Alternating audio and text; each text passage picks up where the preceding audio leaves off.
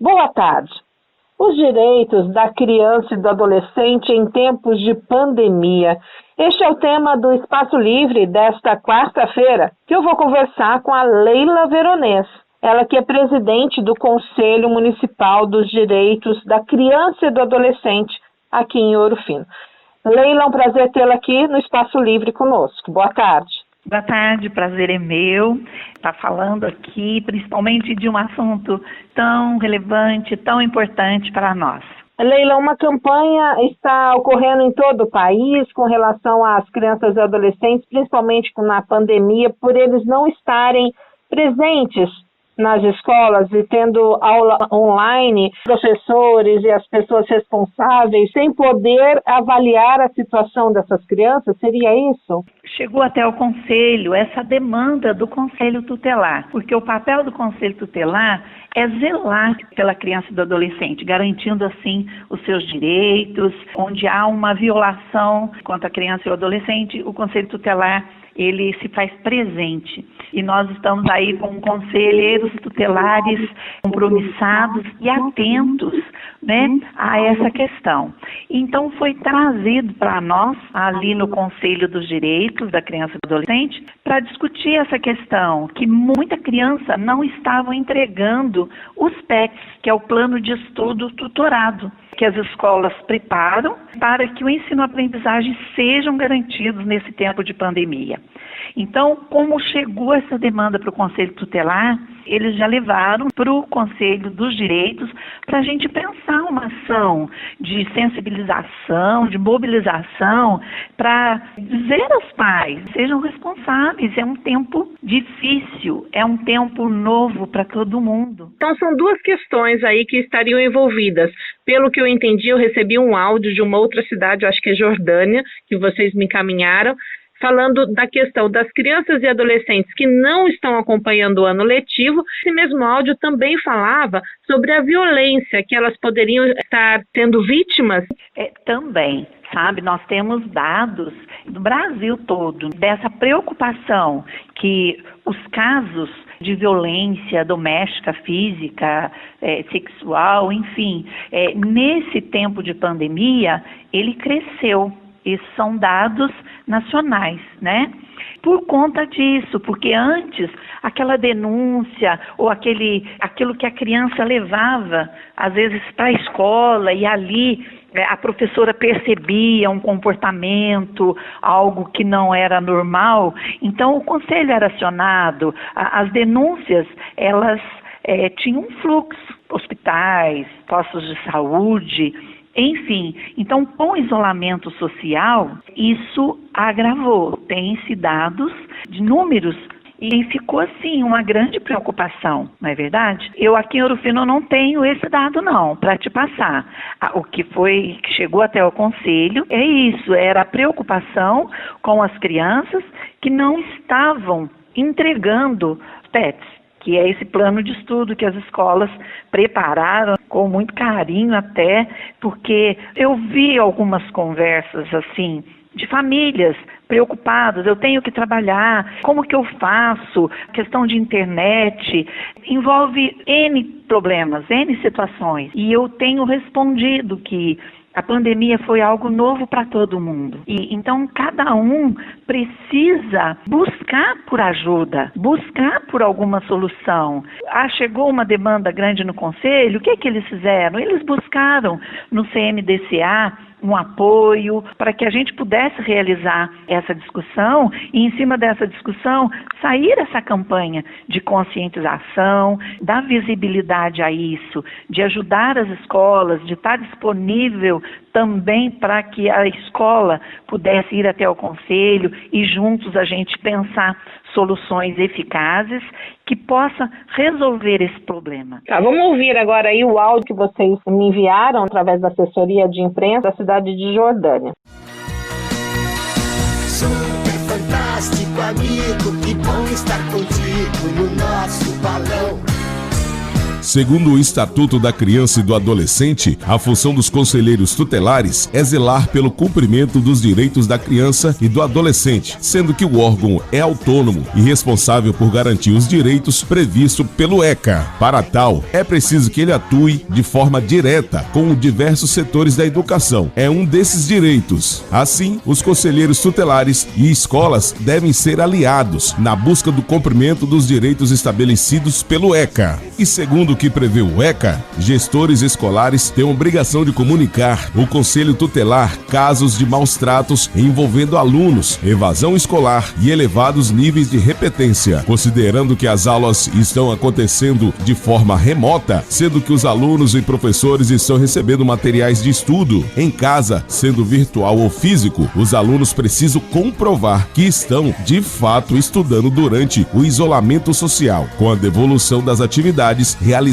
aos seus professores. Entretanto, o número de alunos que não estão realizando a devolução das atividades é elevado e que pode comprometer o ano letivo do aluno. Mediante essa situação, visando proteger os direitos das crianças e adolescentes, o Conselho Tutelar de Jordânia, em parceria com as escolas estaduais de Jordânia, alertam e orientam os pais e responsáveis da necessidade de manter seus filhos matriculados e acompanhar a frequência, a realização de tarefas remotas e o aproveitamento escolar dos mesmos. Leila, conforme esse áudio, conforme tudo que você falou, o CMDCA daqui de Ouro Fino, quais as ações irá tomar a partir de agora? Nós estamos, assim, com uma ação de fazer um folder, um folheto que será enviado, encaminhado juntamente com o material escolar da criança, quando ela vai pegar esse plano de estudo, que ela vai de 15 em 15 dias na escola pegar esse material. Esse folheto, ele vai estar ali disponível, educação em tempos de pandemia, para que os pais possam fazer uma reflexão em cima. O Estatuto da Criança, no seu artigo 4 e na Constituição Federal, né, no artigo 227, ele traz isso, que é dever primeiramente da família assegurar com essa absoluta prioridade os direitos fundamentais da criança e do adolescente. Dentre eles está lá a educação. E esse descumprimento, ele traz perdas irreparáveis, de benefícios, assim, para toda uma vida. Se os governos, se a gestão, se o diretor, se a escola, se o conselho tutelar, aí é uma força-tarefa grande, tá, assim, incumbida, fazendo de um tudo para que não haja essa perda. Então, muito mais a família, que ama seu filho, que quer ver o desenvolvimento dele, precisa fazer a sua parte, precisa estar ali junto. Quando a legislação, ela traz que a família, ela é a primeira, é preciso amar esse seu filho, essa criança, e amar, ela envolve cuidados, ela envolve direitos. A criança, ela é cidadã de direitos, então a família precisa entender isso. E o amor, eu amo meu filho, eu amo. Até que ponto? Qual é o tempo que você tem dispensado para ele? Qual é o direcionamento de vida, de exemplo, de carinho, de cuidado, de laços de afetividade que você tem dispensado para o seu filho e para a sua família? Qual a importância que você dá para isso? Por conta disso que nós desenvolvemos esse folheto para fazer essa conscientização, chamar a atenção das famílias para esse problema, e também será colocado faixas dizendo que é dever da família acompanhar os filhos nos estudos nesse tempo não presencial de pandemia. Então isso é uma parceria com o Conselho Tutelar, com o CMDCA, com o CNAS, com o Bolsa Família, porque quando a criança ela não entrega os PETs, que é esse plano de estudo, que são essas tarefas, isso comprova. As escolas fazem isso para que seja devolvido para a escola, né, cumprindo os prazos estipulados, para que sejam corrigidas e avaliadas, sem prejuízo ao processo escolar. E isso, ele comprova a presença da criança. Quando a criança não devolve isso, sabe, Luciana, ela caracteriza uma evasão escolar. E é aí que o conselho entra, porque o conselho zela para isso.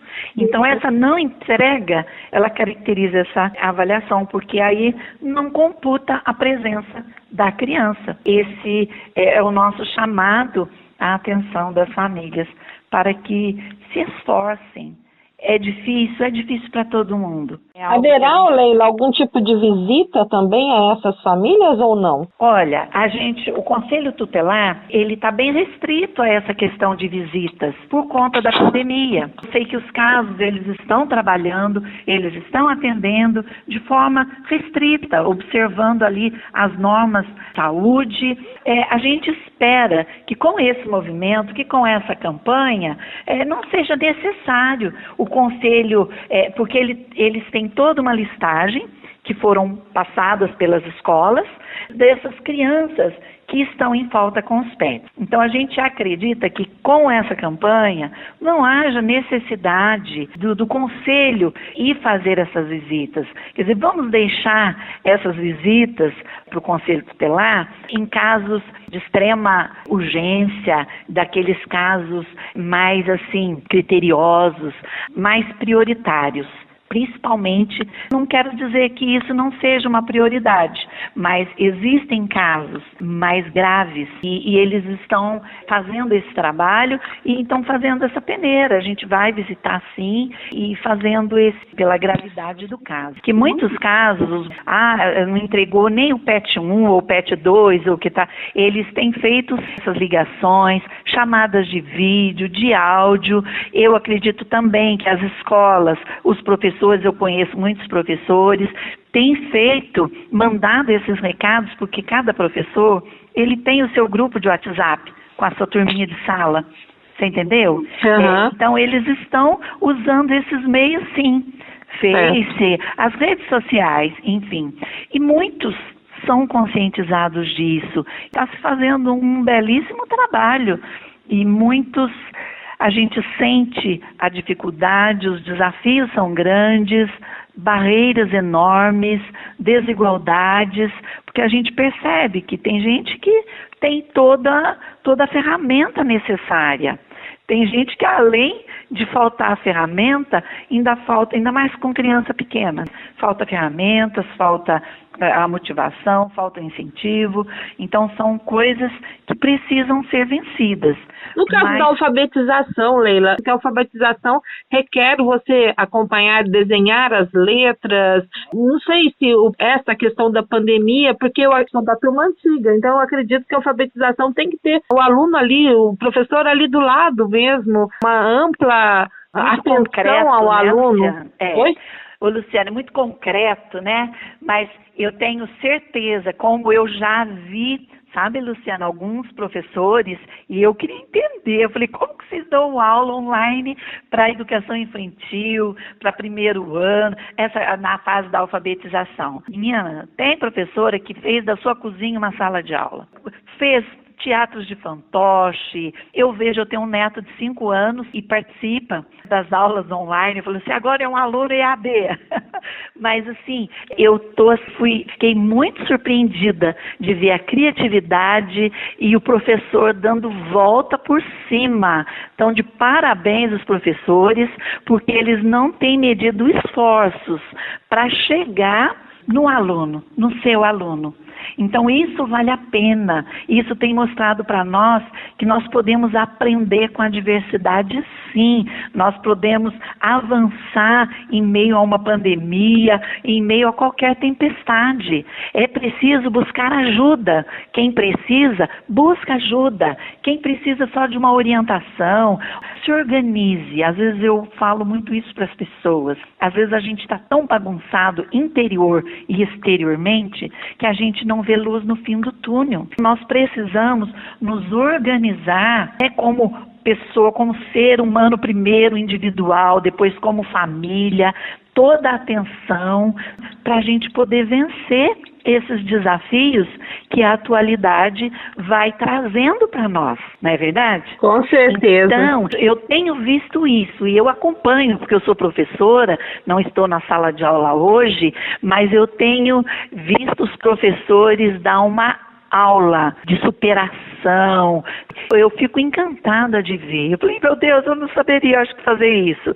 Mas aquele que tem mais dificuldade em preparar o seu vídeo, a sua aula, tem buscado ajuda, tem se organizado nessa forma.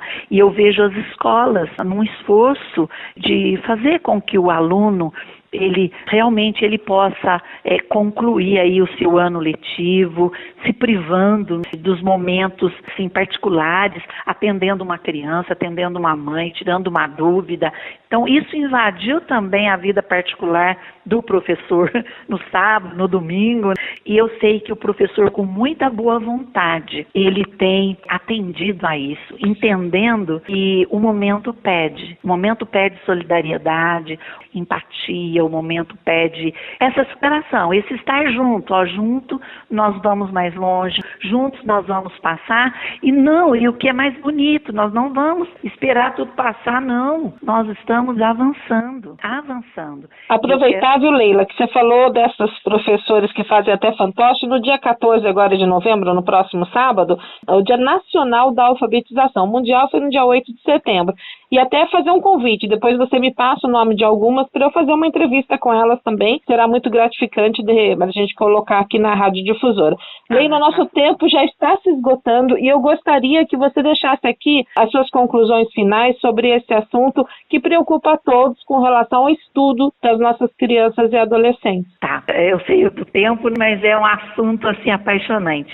Falar das crianças e falar dos adolescentes e garantir esses direitos. Eu sou assim muito fã do Conselho Tutelar, do Conselho dos Direitos. São pessoas pensando ali, fazendo tudo para que isso se vença. E eu gostaria de deixar um recado agora para os pais. Sejam responsáveis, com a educação do seu filho, ajude nessa tarefa, nessa força-tarefa, faça a sua parte, porque as escolas têm preparado tudo também com muito carinho, os professores têm se entregado nessa missão de corpo e alma, então vale a pena, família, vale a pena investir, é um investimento, você não está perdendo tempo, eu vou gastar meu tempo, não, você não está gastando, você está investindo, e muito mais, você está investindo numa criança, num adolescente, no seu filho. E eu acredito que, com relação a isso, nada mais importante do que o amor para vencer esse desafio. Eu conversei aqui com a Leila Veronês, ela que está como presidente do Conselho Municipal dos Direitos das Crianças e dos Adolescentes aqui em Ouro Fino.